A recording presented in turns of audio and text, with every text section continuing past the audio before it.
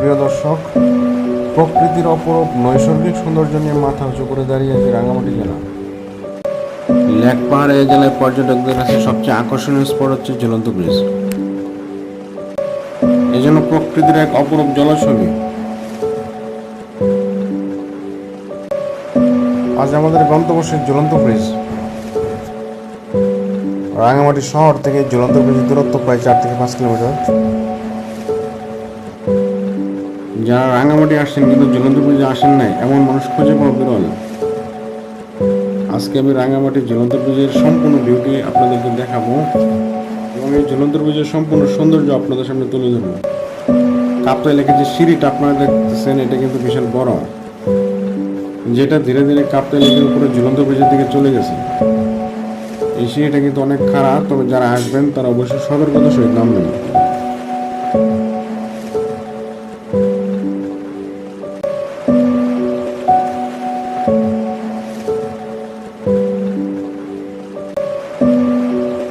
আমি এই মুহূর্তে দাঁড়িয়ে আছি রাঙামাটি শহরের তবলচুরি এলাকায় নির্মিত সেই ঝুলন্ত ব্রিজের পাশে।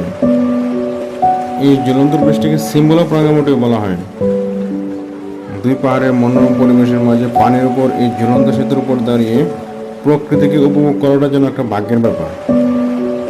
প্রাকৃতিক আর মনোমুগ্ধকর দৃশ্য দেখতে দেখতে কখন যে আপনার সময় কেটে যাবে টের পাওয়া যাবে না।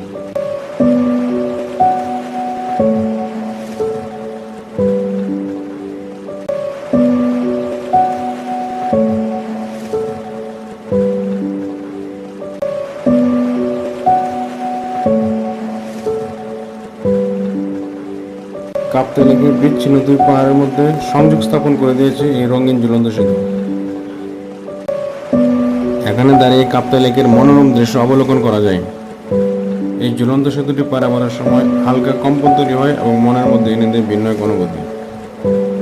এখানে সবসময় প্রচুর পর্যটক থাকে, আর যেহেতু এটা একটা পর্যটন এলাকা, পর্যটক থাকাটাই স্বাভাবিক।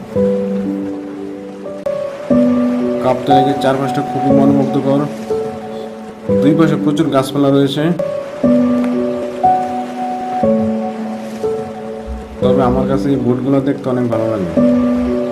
আপনি চাইলে এখান থেকে যে কোনো বোটে রাইড দিতে পারবেন এবং এটা আপনার জীবনের একটা সুন্দর অ্যাডভেঞ্চার হিসেবে স্মৃতি থেকে যাবে।